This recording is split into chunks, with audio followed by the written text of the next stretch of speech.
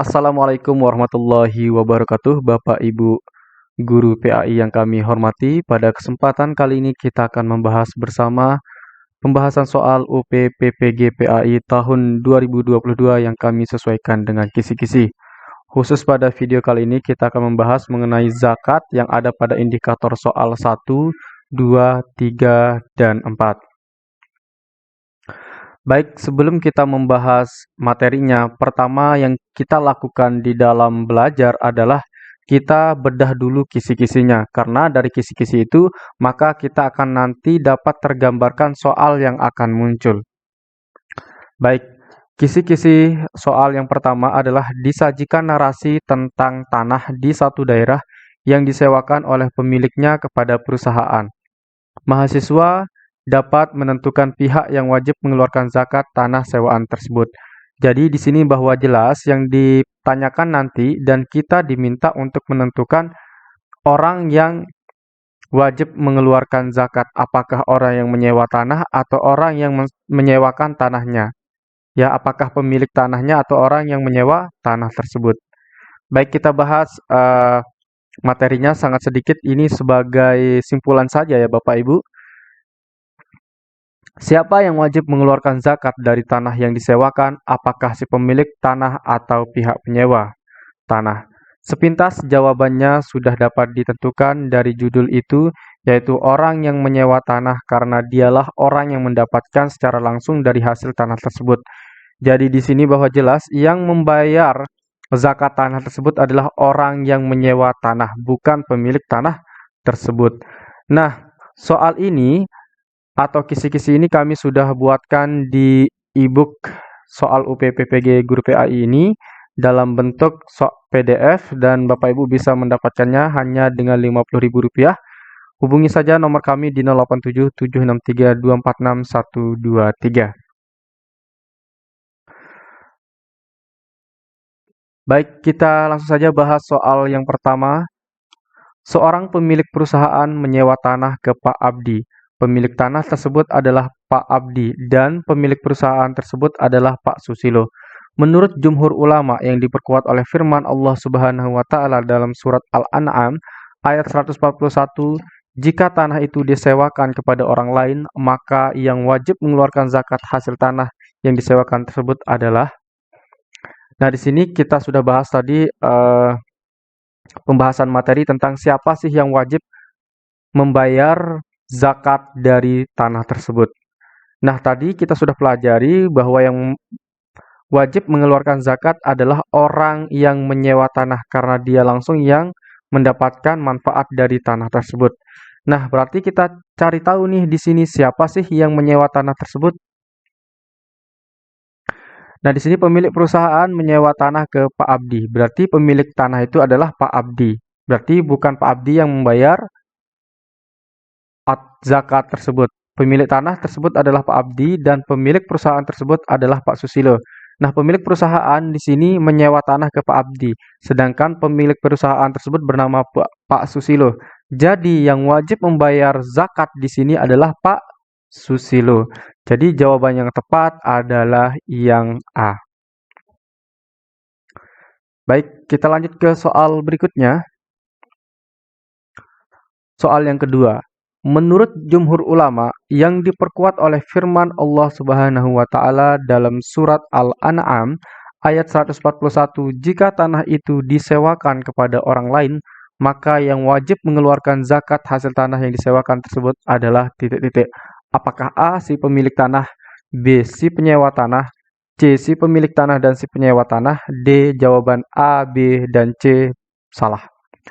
Baik, di sini sudah sangat jelas, soalnya berbunyi tentang siapa yang wajib mengeluarkan zakat. Apakah orang yang menyewa tanah atau orang yang menyewakan tanahnya? Atau biasa disebut pemilik tanah atau yang menyewa tanah. Apakah A, pemilik tanah atau penyewa tanah? Berarti jawaban yang kira-kira benar adalah A dan B. Nah, tadi kita sudah bahas bahwa yang wajib membayar zakat atas tanah yang disewakan adalah orang yang menyewa tanah atau di sini disebutkan si penyewa tanah. Jadi jawaban yang tepat adalah yang B. Baik, kita lanjut ke pembahasan berikutnya di kisi-kisi yang kedua. Kita bedah dulu kisi-kisinya, nanti dari kisi-kisi ini kita akan mendapat gambaran siapa atau apa bunyi soalnya. Disajikan narasi tentang penghasilan seorang yang bekerja di sebuah perusahaan BUMN dalam setiap bulan. Mahasiswa dapat menentukan besaran penghitungan zakat profesi yang dikenakan dalam setiap bulan ketika yang bersangkutan mendapatkan gaji bulanannya. Nah, baik di sini, nanti di dalam soal kita disajikan soal tentang penghasilan seorang yang bekerja di sebuah BUMN. Jadi di sini sudah sangat jelas, nanti soalnya pasti tentang orang yang bekerja di dalam BUMN. Nah, orang tersebut kita akan menentukan besaran zakat yang harus dia bayarkan di dalam setiap bulannya. Ya, itulah soal yang akan keluar di kisi-kisi yang kedua ini. Baik, kita bahas dulu pembahasan materinya, cara mengeluarkan dan nisabnya. Berikut ini akan dijelaskan secara singkat cara mengeluarkan zakat profesi seperti dokter, pengacara, pilot, dosen, artis, dan sebagainya. Semua pekerja ini dapat mengeluarkan zakat profesinya dengan cara takjil, yaitu mempercepat ketika mereka menerima honor atau gaji, berapa nisab batas minimal dan persentase yang harus dikeluarkan. Terjadi perbedaan pendapat para ulama terhadap penerapan nisabnya. Baik, ulama yang pertama adalah Abdurrahman Hasan, Imam Abu Zahra, Abdul Wahab Khalaf. Mereka berpendapat bahwa nisab zakat profesi sekurang-kurangnya 5 wasak atau 300 sak, sekitar 930 liter atau 653 kg, sehingga persentase zakatnya disamakan dengan zakat pertanian yang pengairannya menggunakan alat atau mesin, yaitu sebesar 5% setiap mendapatkan gaji atau honor. Nah, jadi di sini bahwa orang yang wajib berzakat itu dia harus berzakat sebanyak 5% dalam setiap ia menerima gaji. Baik, yang kedua, jumhur ulama berijtihad bahwa nisab zakat profesi adalah seharga emas 93,6 gram emas murni yang diambil dari penghasilan bersih setelah dikeluarkan seluruh biaya hidup.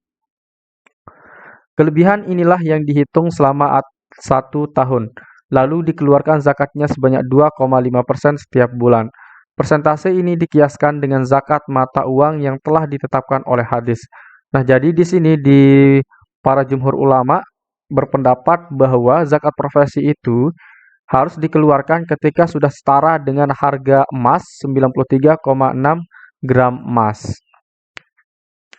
Baik, yang ketiga, terdapat juga pendapat yang menyatakan bahwa zakat profesi disamakan dengan zakat rikas, yaitu barang temuan. Maka tidak ada syarat nisab persentasenya 20% pada saat menerimanya. Baik, kita lanjut. Ini merupakan salah satu contoh soal tentang zakat profesi. Ali adalah seorang dosen PTN golongan 4A dengan masa kerja 20 tahun. Ia memiliki seorang istri dan 3 anak.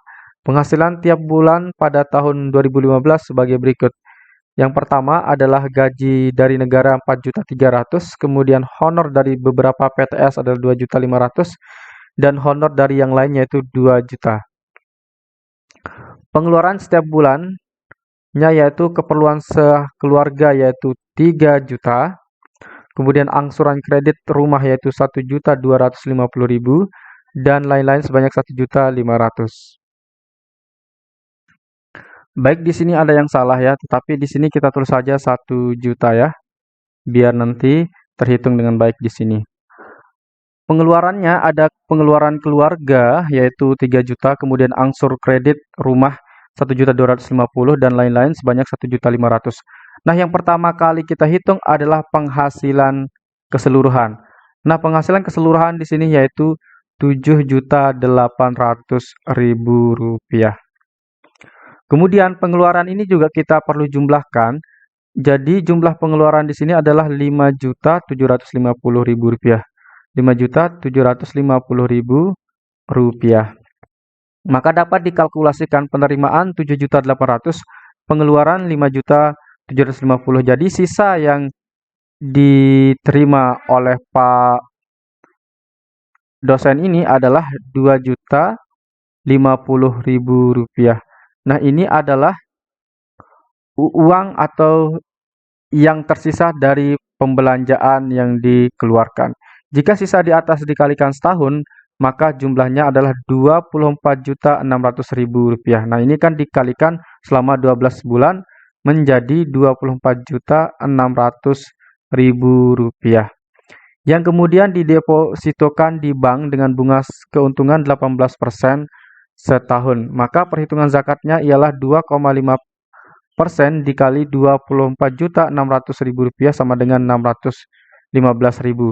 Nah, inilah yang akan dibayarkan per tahunnya, yaitu 615.000 rupiah. Karena di indikator soal menyatakan bahwa nanti kita akan menentukan pengeluaran selama setiap bulannya. Berarti nanti yang dikeluarkan adalah yang ini ya, 51.250 rupiah. Ternyata zakatnya setahun sangat ringan. Jika ia ingin mengeluarkan setiap bulan, maka 615.000 dibagi dengan 12 sama dengan 51.250 rupiah. Zakat yang harus dikeluarkan setiap bulannya. Jadi begitulah cara menghitung zakat profesi. Baik, kita langsung saja ke soal yang ketiga ya ini. Pak Ahmad adalah karyawan BUMN. Setiap bulan mendapatkan gaji 8 juta rupiah. Dari gaji tersebut Pak Ahmad mengeluarkan keperluan pokok rumah tangga sebanyak 1 juta rupiah, membayar sekolah anak 1 juta rupiah, membayar cicilan rumah 550.000 rupiah, dan membayar listrik 100.000 rupiah. Jika harta ini dapat dianalogikan pada zakat pertanian terhadap nisab sebesar 653 kg gabah kering giling setara dengan 522 kg beras. Dengan waktu pengeluaran zakatnya setiap kali menerima penghasilan, sementara harga beras per kilogramnya yaitu 8.500. Berapakah Pak Ahmad harus membayar zakat? Nah, karena di soal di sini kita diminta untuk menisabkan berdasarkan nisab gabah yaitu 653 kg atau nisab beras sebanyak 522 kg beras, maka cara menghitungnya kita tentukan dulu nisabnya atau berapa sih harga gabah sebanyak 522 kg tersebut. Caranya adalah kita tentukan dulu nisab harga gabah. Nisab harga gabah ini adalah langkah pertama, yaitu 8.500. Nah, ini didapatkan dari mana? Didapatkan dari harga beras per kilogramnya, yaitu 8.500 dikali dengan 522 kg beras. Ini hasilnya adalah 4.437.000. Ini adalah nisab harga gabah per 522 kg. Kemudian setelah kita tentukan hal itu, maka sekarang kita tentukan dulu berapa sih total pengeluaran dari Pak Ahmad. Baik, kita hitung dengan cara pengeluaran pertama yaitu keperluan pokok rumah tangga sebanyak 1 juta rupiah. Kemudian kita jumlahkan dengan membayar sekolah anak sebanyak 1 juta rupiah. Kemudian ditambah dengan cicilan rumah sebanyak 550.000 rupiah dan ditambah dengan membayar listrik sebanyak 100.000 rupiah. Nah, jadi total pengeluaran dari Pak Ahmad ini yaitu 2.650.000 rupiah. Berikutnya setelah itu kita akan ke langkah yang ketiga yaitu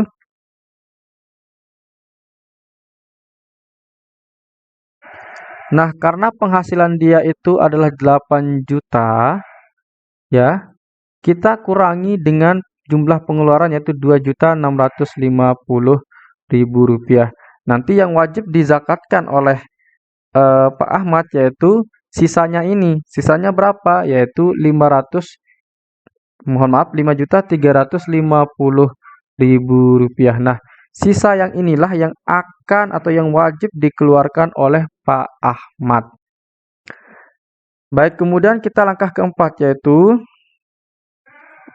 karena 5.350.000 itu lebih dari 4.437.000, artinya kan ini adalah nisabnya.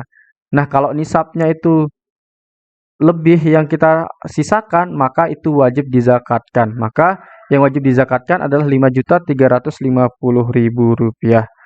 Maka Pak Ahmad membayar zakat profesinya. Langkah keempat adalah kita tentukan zakat profesi yang harus dikeluarkan, yaitu sebanyak 2,5%. Sebanyak 2,5%. Ini kita kalikan dengan 5.350.000 rupiah. Maka kalau kita kalikan dengan 5.350.000 rupiah, maka ia wajib membayar zakat sebanyak 133.750.000 rupiah. Ini selama sebulan, karena ini adalah penghasilan sebulan. Jadi penghasilan atau zakat yang harus dikeluarkan adalah 133.750 rupiah, bukan 50.000 ya. Oke. Jadi jawaban yang tepat adalah yang C. Berikutnya, Abdul Baki adalah seorang karyawan swasta yang berdomisili di Bogor. Ia mempunyai seorang istri dan 2 orang anak yang masih kecil. Penghasilan bersih per bulannya adalah 5 juta rupiah. Jika nisab yang digunakan adalah 522 kilogram beras, harganya 7.000, berapakah zakat yang dikeluarkan Abdul Baki? Nah, kita ingat-ingat cara yang pertama tadi adalah kita tentukan dulu nisab harga beras. Nah, di sini harga beras adalah 7.000, maka 522 kita kalikan dengan 7.000. Hasilnya adalah berapa? Yaitu 3.654.000. Nah, kalau nanti misalkan penghasilan bersihnya itu lebih dari 3 juta ini, 3.654.000, maka itu wajib dibayar zakat. Nah, sedangkan di soalnya sudah sangat jelas dinyatakan bahwa penghasilan bersihnya itu adalah 5 juta. Jadi ini gampang saja, kita langsung tentukan wajib zakatnya. Caranya adalah 2,5%. 2,5% kita kalikan dengan 5 juta. Karena 5 juta itu lebih dari nisab yang ini. Maka 2,5% dikali 5 juta hasilnya adalah 125.000 rupiah. Jadi, Pak Abdul Baki harus membayar zakat sebanyak 125.000 rupiah. Jadi jawaban yang benar adalah yang D. Baik, sekarang kita lanjut ke kisi-kisi yang ketiga, Bapak Ibu. Diberikan deskripsi contoh pemberian zakat kepada mustahik. Mahasiswa dapat menentukan ketentuan, bentuk, dan macam zakat produktif dalam Islam. Nah, nanti Bapak Ibu akan menentukan bentuk dan macam dari zakat produktif yang diberikan deskripsi pada soal. Baik, zakat produktif kita jelaskan. Pendistribusian harta zakat yang dapat membuat para penerimanya menghasilkan sesuatu secara terus-menerus dengan harta zakat yang telah diterimanya. Pendistribusian zakat produktif diarahkan kepada pengembangan usaha mustahik sehingga harta zakat tersebut dijadikan sebagai modal usaha. Jadi zakat produktif itu dijadikan sebagai modal usaha. Pendistribusian zakat produktif diiringi dengan pembinaan keahlian mustahik sehingga mampu mengembangkan harta zakat tersebut sebagai peluang bisnis. Nah, jadi setelah kita memberikan zakat tersebut, kita perlu memberikan pelatihan kepada penerima zakat. Dalilnya seperti di pembahasan ini. Secara syarih dan mantuk, tidak ditemukan dalil mengenai pendistribusian zakat secara produktif. Akan tetapi, ulama melakukan ijtihad dengan memperhatikan filosofi zakat. Jika ditinjau dari dimensi kemanusiaan yang senantiasa memperhatikan hak-hak sosial, maka memprioritaskan kelompok fuqara. Dalam hadis sebelumnya mengindikasikan bahwa salah satu filosofi yang dapat ditangkap dari pensyariatan zakat adalah mengentaskan kefakiran dan kemiskinan. Dengan formulasi lain dapat diungkapkan bahwa zakat merupakan media untuk meminimalisir umat Islam yang termasuk dalam kategori fakir dan miskin. Wahid menyebutkan bahwa kemiskinan dapat menyebabkan seseorang kurang mendapatkan pelayanan sosial dan birokrasi yang lebih kualitatif, sehingga mudah sekali terperangkap oleh tindakan kriminalitas dan kemurtadan atau membarterkan keimanannya demi panggilan isi perut. Oleh karena itu, masalah kemiskinan merupakan masalah yang harus diperhatikan, artinya masalah kemiskinan merupakan masalah yang harus dicarikan solusinya. Baik, beberapa contoh dari zakat produktif yaitu memberi modal usaha, kemudian memberikan alat usaha seperti becak, kedai, mesin jahit, binatang ternak, dan lain-lainnya, kemudian memberikan pelatihan keahlian, kemudian melakukan pembinaan kewirausahaan secara intensif atau berkala. Manfaat zakat, zakat berkorelasi positif terhadap peningkatan ekonomi umat. Zakat menjadi solusi pengentasan kemiskinan. Zakat menjadi sistem ekonomi modern dalam yang menengahi sistem kapitalis dan sosialis. Baik, bagi Bapak Ibu yang berminat untuk mendapatkan e-book soal UPPPG Guru PAI, silahkan Bapak Ibu bisa menghubungi kami melalui nomor WhatsApp yang ada di layar.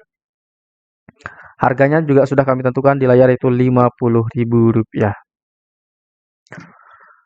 Baik, pertama kita bahas dulu soal yang ini. Pemberian alat ternak kepada seseorang yang memiliki kemampuan beternak. Pemberian zakat alat ternak merupakan bentuk contoh dari titik-titik apakah A. Modal usaha, B. Alat usaha, C. Pelatihan keahlian, D. Pembinaan kewirausahaan. Jadi sangat tepat bahwa jawaban yang sangat benar yaitu yang B, yaitu alat usaha. Nah, kalau modal usaha yaitu berupa uang. Kemudian pelatih keahlian, kita nanti melatih para mustahik itu dengan keahlian-keahlian tertentu. Kemudian pembinaan kewirausahaan, juga kita memberikan pembinaan kepada pelaku wirausaha yang menerima zakat. Soal berikutnya, seorang pemberi zakat kepada orang yang memiliki potensi membangun dan meningkatkan ekonominya dengan beternak. Keberadaan zakat bagi penerimanya yang berpotensi untuk membangun dan meningkatkan perekonomian tersebut termasuk apakah A. Zakat konsumtif tradisional, B. Zakat konsumtif kreatif, C. Zakat produktif, D. Zakat konsumtif dan produktif. Nah, kalau kita lihat dari soalnya, orang yang memiliki potensi membangun dan meningkatkan ekonominya dengan beternak. Nah, maka dari keahlian yang dimiliki oleh orang tersebut, kita memberikan zakat kepada penerimanya untuk membangun dan meningkatkan perekonomiannya. Jadi, hal ini merupakan zakat produktif. Jadi, nanti zakat produktif itu digunakan sebagai modal usaha. Atau di sini misalkan dia diberikan binatang ternak, maka itu si penerima zakat akan meningkatkan dan membangun kemampuan perekonomiannya dengan menternak hewan. Nah, maka ini termasuk kepada zakat produktif. Karena itu akan terus berkembang untuk mendapatkan kehidupan yang lebih baik lagi. Soal berikutnya. Seorang mustahik bernama Damar memiliki keahlian otomotif. Pak Abdi sebagai muzaki memberikan sejumlah uang kepada Damar untuk membuat usaha kecil-kecilan di pinggir jalan sebagai montir motor. Pemberian zakat menurut ilustrasi tersebut merupakan bentuk zakat titik-titik. Nah, jadi di sini Pak Abdi itu mengeluarkan sejumlah uang. Nah, kalau uang kan terkait dengan modal. Jadi ini bentuk zakatnya adalah apakah A. Modal usaha, B. Alat usaha, C. Pelatihan keahlian, D. Pembinaan kewirausahaan. Jadi sudah sangat jelas jawaban yang tepat adalah yang A, yaitu modal usaha. Soal berikutnya. Alasan adanya zakat produktif dengan memberikan zakat kepada mereka untuk bisa dijadikan sebagai modal usaha adalah di bawah ini titik-titik. Oke, apa sih alasan kita kepada orang yang menerima zakat atau mustahik tersebut? ketika kita akan berikan modal usaha, apa yang alasan yang perlu diberikan? Apakah A. Fuqara dan masakin memiliki keahlian yang dapat dikembangkan apabila memiliki modal? B. Banyak fuqara dan masakin yang ingin usaha tapi mereka tidak memiliki modal. C. Dapat meningkatkan status ekonominya dan sekaligus mengembangkan keahlian yang mereka miliki. D. Jawaban A, B, C, dan C benar. Jadi, jawaban yang paling tepat adalah yang D. Jadi, semua dari A, B, C itu merupakan alasan kita untuk memberikan zakat produktif berupa modal usaha kepada mustahik, yaitu penerima zakatnya. Berikutnya kita akan bahas kisi-kisi yang keempat. Diberikan deskripsi tentang distribusi pembagian zakat untuk pembangunan masjid di satu daerah, mahasiswa dapat menentukan kategori dan besaran alokasi zakatnya. Nah, jadi nanti kita diberikan sebuah soal yang terkait dengan distribusi pembagian zakat untuk pembangunan masjid di suatu daerah. Nah, dari hal itu kita akan tentukan kategori dan besaran alokasi zakatnya. Baik, kita akan bahas sedikit. Sebab dalam surat At-Taubah ayat 60 sebagaimana dijelaskan di atas, pembangunan dan pemugaran masjid tidak termasuk ke dalam mustahik zakat.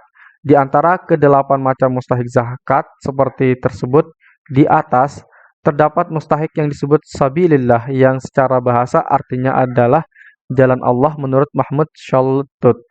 Istilah sabilillah memiliki arti kemaslahatan umat yang manfaatnya kembali kepada kaum muslimin seperti pembangunan masjid, rumah sakit, perlengkapan pendidikan, dan sebagainya. Sayyid Sabiq berpendapat bahwa istilah sabilillah adalah semua jalan yang dapat menyampaikan kepada keridhaan Allah, baik berupa ilmu atau amal. Baik, kita jawab soal yang ini. Distribusi pembagian zakat untuk pembangunan masjid di satu daerah termasuk kelompok mana zakat untuk pembangunan masjid yang sesuai Quran surat At-Taubah ayat 60? Apakah Gorim, Ibnu Sabil, Sabilillah, atau Mu'alaf? Jadi jawaban yang tepat adalah yang C, yaitu Sabilillah. Artinya kita memberikan zakat tersebut kepada yang bermanfaat bagi umat itu sendiri. Soal berikutnya, berikut ini faktor keabsahan pembangunan masjid menjadi salah satu mustahik kecuali apakah A. Nilai kemaslahatan, B. Berlebih dana zakat, C. Kepentingan syariat, D. Sarana peribadatan. Jadi jawaban yang tepat adalah yang B. Karena yang ditanyakan kecuali, maka ini bukan faktor kita untuk mengesahkan pembangunan masjid ya. Jadi bukan yang B. Jadi yang B itu adalah jawaban benar. Karena yang ditanyakan adalah kecuali. Baik, itu saja Bapak Ibu yang dapat kami sampaikan. Bagi Bapak Ibu yang berminat untuk mendapatkan e-book soal UPPPG Guru PAI, silahkan Bapak Ibu bisa menghubungi kami melalui nomor WhatsApp yang ada di sini dengan harga 50.000 saja. Jadi mulai tanggal 1 Oktober ini kita menjual e-book ini dengan harga 50.000. Sekian dan terima kasih. Assalamualaikum warahmatullahi wabarakatuh.